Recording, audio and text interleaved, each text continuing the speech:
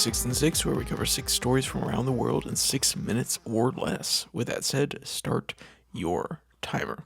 We begin today in South America, where a plot to disrupt a Lady Gaga concert and harm its over 2 million participants was thwarted by Brazilian police. From BBC, the civil police of Rio de Janeiro state, in coordination with the Justice Ministry, said suspects had recruited participants to carry out attacks using improvised explosives, and the plan was aimed at gaining notoriety on social media.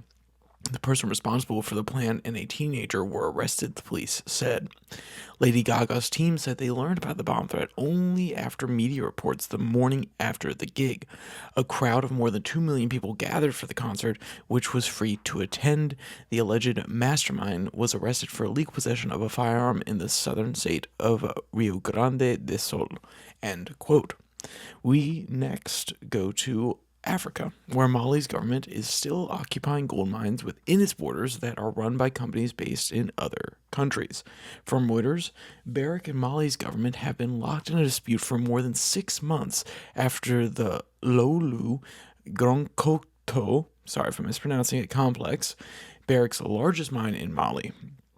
In addition to arresting the 4 Barrick employees, authorities confiscated around 3 metric tons of gold in January, following accusations that Barrick was not in compliance with its tax obligations, prompting the miner to shut down the mine. Based on the current gold price, the value of the confiscated gold is around $318 million. Lower production was a result of Mali's mine production shutdown, and when asked whether Barrick could look for a possible buyer for the asset, Bristow, who has overseen the mine's operations for nearly 20 years, said it was, quote, a controversial question, as very few people will be able to run the mine, end quote.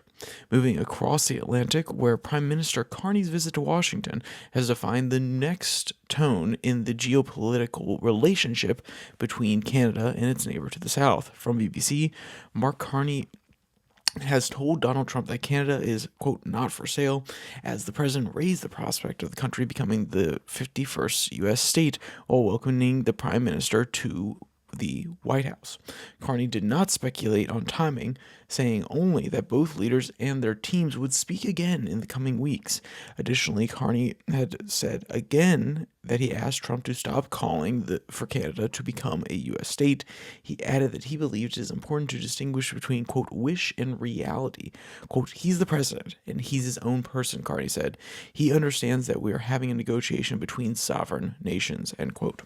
Across the Pacific to South Korea, where a snap election begins to come into focus with 2 conservative candidates vying for the position of president, while their opposition sits back and watches their dogfight play out. From Reuters, quote, the 2 candidates met on Wednesday but failed to come away with a compromise. Neither candidate is seen as having a shot against Lee unless the other drops out, and the registration deadline is looming on May 11th. Han said ahead of the meeting that he wouldn't register for the presidential race if he couldn't find agreement with Kim and the PPP. The Democratic Party, meanwhile, welcomed a Seoul court's decision to schedule a reconsideration of criminal election law violation case against Lee for June 18th, pushing the rule that could determine his eligibility to run until after the election.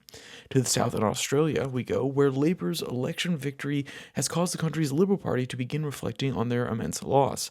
From BBC, for the past 3 years, even peers of Australia's former Liberal Party leader Peter Dutton were grilled over his divisive persona.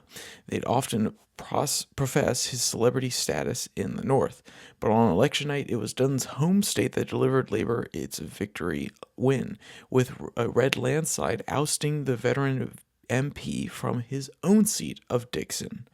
Dutton, a former police officer, also has deep roots here, with a dairy farmer great-grandparents having settled in the area in the 1960s. And finally, we go to Europe, where a Polish university is in mourning after an attack that killed 1 person occurred on their campus. From Reuters, quote, police have detained the man who entered the University of Warsaw campus.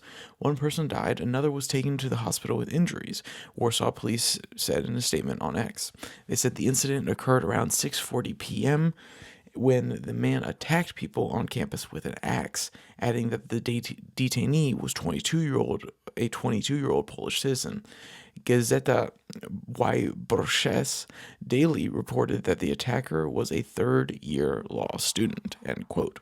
And of course, if you want to check out any of the articles in full, all of them will be linked in the description below that like and subscribe button. Also down there, you can find the podcast on Spotify, Pocket Cast, Podvine, as well as the Twitter handle at Your Daily Flip, where I post links to both these episodes that come out on Tuesday and Thursday, but also to the normal US-based podcast, which comes out on Monday, Wednesday, Friday.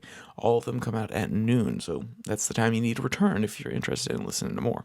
So, with all that said, there's only one more thing to say. Stay safe, don't die,